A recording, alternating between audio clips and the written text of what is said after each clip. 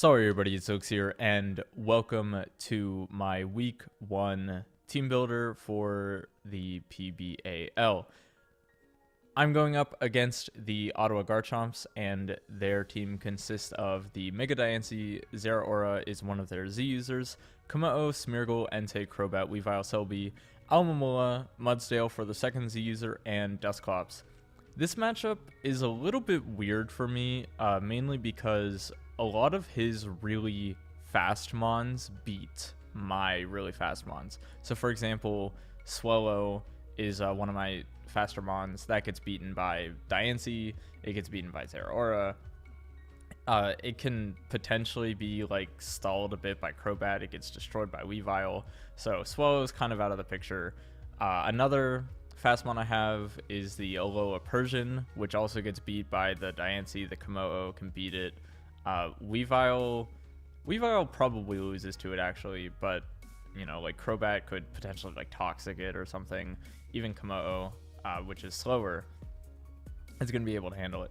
So some of the mons that would be really good against the defensive picks are really bad against the offensive picks, those two in particular, which makes this matchup kind of hard, at least for me, to build for. So because of that, the first thing I went with is the Mega Aerodactyl. Now, Mega Aerodactyl is going to be the fastest thing on the field, assuming there isn't a Choice Scarfer or a like +1 speed or whatever. So because of that, Aerodactyl is going to be really good at revenge killing, because I can Earthquake things like the Diancie, the Zeraora, I can Aerial Ace like the Celebi, I can Stone Edge the Crobat. Weavile, we have to look out for Ice Shard. And I do have the rocks on this. In case I'm predicting a switch, I can just throw up rocks to not really lose any momentum. For example, the Mudsdale and the Almamola can come in really easily against this Aerodactyl. And if I think either one of them is going to hit the field, I can set up rocks and then swap out into either like Vaporeon or Tangrowth, whatever the situation may be exactly. I do expect the Celebi to be brought because I have the Zygarde. Celebi is easily the best switch in to Zygarde, at least in my opinion. We may see a max defense Mudsdale to deal with that. So yeah, I have this Aerodactyl. I think it'll do pretty well in this matchup. The only thing it really has to fear is a Choice Scarf on something or the Ice Shard from Weavile. But other than that, I can definitely do a lot of damage with this. Next up, I have Sylveon. So I know I'm running Cute Charm ability. I'm not running Pixelate. The reason for this is because Komodo can have Soundproof, and I don't want to be in a situation where I go for a Hyper Voice against the Komodo and I can't touch it. Now, the problem with Moonblast, obviously, it is less power than the Hyper Voice, but the other issue is it does not go through Substitute like Hyper Voice is capable of. And losing out on the extra power means that the Entei can switch in basically for free, where Hyper Voice at least threatens it a little bit, especially if there's rocks up, but Moonblast is basically doing nothing to an Entei. It does way less to Diancie, it does way less to Zeraora. It's still going to destroy Komodo, which is the main reason for this, and I am running a very defensive build to take hits from that Komodo. Now, if he does get +1 Dragon Dance and has like Poison Jab, it's going to hurt. It's going to hurt a lot, but hopefully we don't run into that situation. The game plan is going to try to maintain as much momentum as possible. And Sylveon is hopefully going to help us play a little bit more aggressively because we can use the Sylveon to help recover. So we can wish things back up. If anything's getting paralyzed, we can get rid of that with the Heal Bell. Same with like Toxic and all that other stuff. I don't really think we'll have to worry about burns in this matchup other than potentially Dusclops running Will-O-Wisp. I don't even think Dusclops gets brought though. In my opinion, we're probably going to see Mega Diancie, Zeraora, Komodo, maybe Crobat, Weavile, Celebi, or maybe instead of the Crobat we see Mudsdale. It could go a couple ways, but that's generally what I'm expecting. I'm not really thinking that we'll see Smeargle. Entei is iffy. It could be brought, but probably not. But then next up, I have Vaporeon, Now, I know it's weird to run Double Wish, especially because I also have Regenerator Mon, but I really like healing. It's, in my opinion, my most stable strategy is when I have a lot of healing. And because we're running moves like Heal Bell on our Sylveon, that allows for Vaporeon to take Toxic and Roar. Roar is going to be nice because if something does start to set up, we can hopefully roar it out, survive a hit if we're at full. We can Toxic something like the Mudsdale, the Almamula, if we run into that situation. Mudsdale, we're probably better off just going for Scald, but if he is AV, it might not hurt to try to Toxic instead of burning it, just because, yeah, it'll help wear it down. And then we can go for Scald on the following turns to get the damage, because the stamina boost will not help his special defense. But Toxic is going to be really nice for Almamula if we do see that. And honestly, like, if we ever run into a situation where we think the Komodo is going to set up, like, obviously we could just click Roar and just get rid of it right away, but, you know, we could maybe Toxic. It's all situational. Like, it depends on how low he is on health, because maybe we want to deal with the threat right away, because we do have a lot of priority. So if we ever need that little bit of chip, we could try to Toxic it instead of going for the potential risk of not burning with Scald. But yeah, I also like Vaporeon because it gives us a switch into the ice attacks from Weavile. This is a pretty decent Crobat switch in as well, because both Sylveon and Tangrowth do not like going up against Crobat, because both of its stabs are effective against those two. And yeah, Vaporeon, I'll probably play more aggressively with this if we do not see Komodo. But if we do see Komodo, I'm going to try to keep Vaporeon as healthy as possible. The other caveat to that is switching in on potential ice attacks from Weavile and switching into potential fire attacks from the Entei. Sorry if I sound weird. I am feeling a little bit under the weather, but hopefully I can get through the rest of this video. Next up, we have Tangrowth. Now, I debated this set on Tangrowth for a really long time, and I considered running max defense to switch into physical Zeraora very nicely, as well as switch into Komodo and fire back with HP flying. This also would give me a good switch into Celebi, even if we are lacking special defense. We'd still be weak to both Entei, Crobat, Weavile, but it would be really nice against the rest of his team. In the end, though, I decided to go special, and I may regret this. I may regret investing heavily in special defense. The proper build may be specially defensive Sylveon, physically defensive Tangrowth. But this is what I have. This set still deals with Zeraora. We still can tank a hit from Komodo and fire back with HP flying. And I just like the special defense a little bit better, just because we can switch into Diancie, threaten it out with a grass move, and then switch out for our Regenerator into something else. This battle, the way I built this team, it's going to require me to double switch a lot, and having Regenerator with AV is going to be super helpful to that strategy, because we're going to be pivoting around like crazy. I'm running the knockoff because if I can get rid of the leftovers on a Celebi or an Almamula or a Mudsdale, or potentially even an Assault Vest from Mudsdale, that'll be really good.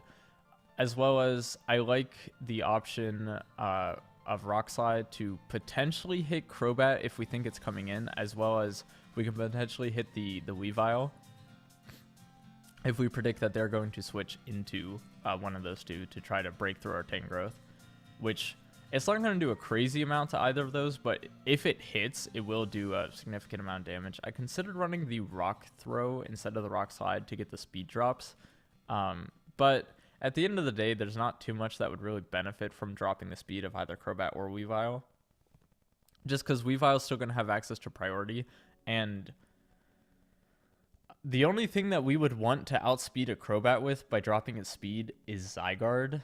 But I'm not even sure if I'm running enough speed on Zygarde to even outspeed that in the first place. So there's that. Next up, I have Infernape.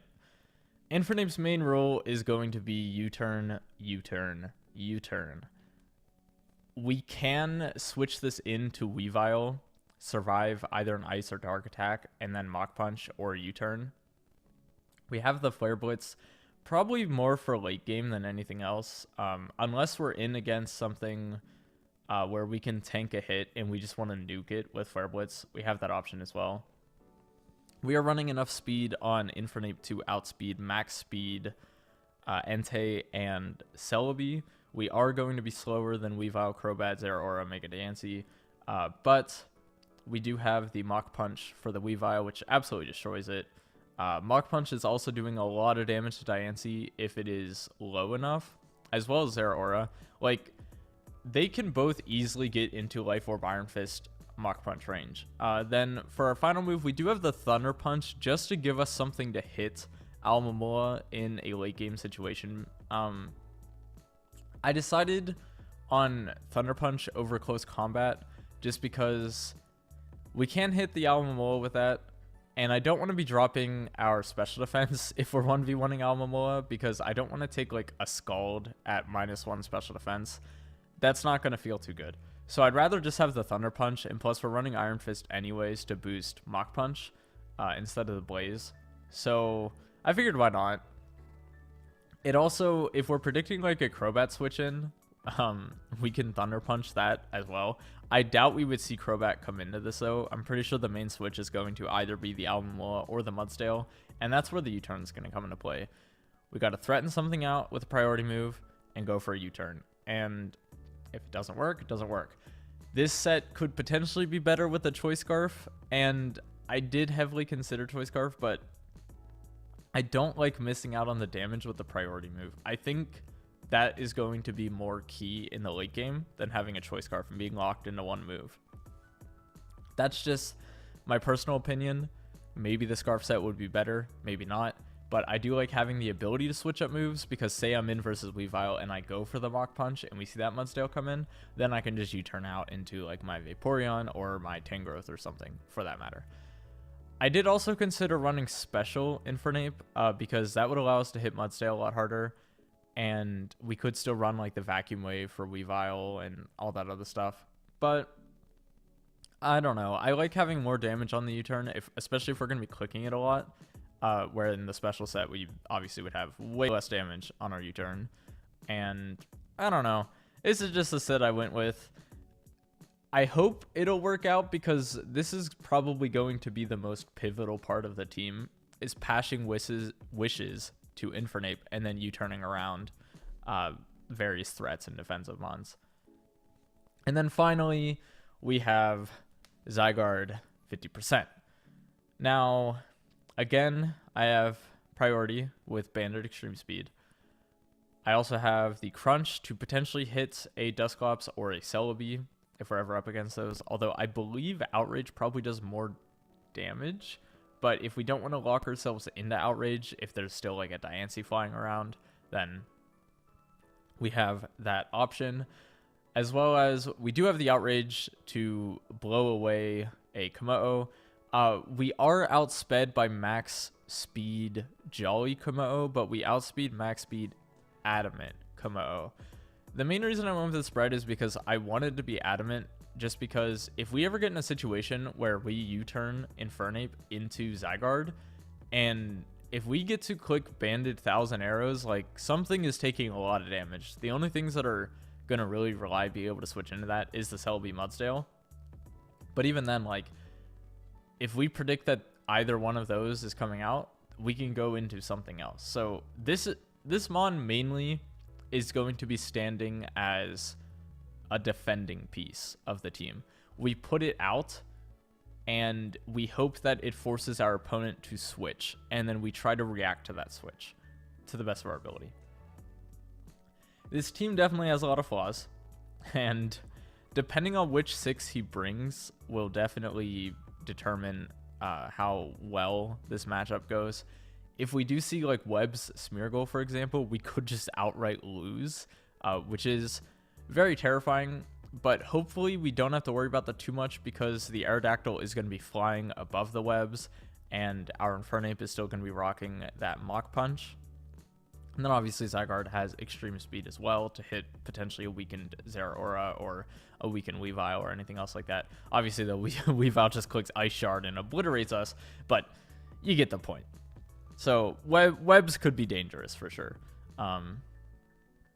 So hopefully this team will work out. The battle for this will be uploaded the day after this video is uploaded. I'm not entirely sure when exactly this is going to be uploaded, but if it's on Friday, then obviously the battle will be Saturday. Or if this is on Saturday, then the battle will be Sunday. You guys understand how time works. If you're watching this in the future, then the battle is already out and you can go watch it. Make sure to check out my opponent as well. Should be linked down in the description below if they have a channel. Not everyone is uploading in this league, so if they don't have a channel, then there won't be a link. But if they do, check them out, and I will see you guys for the battle. Okay, thanks, bye.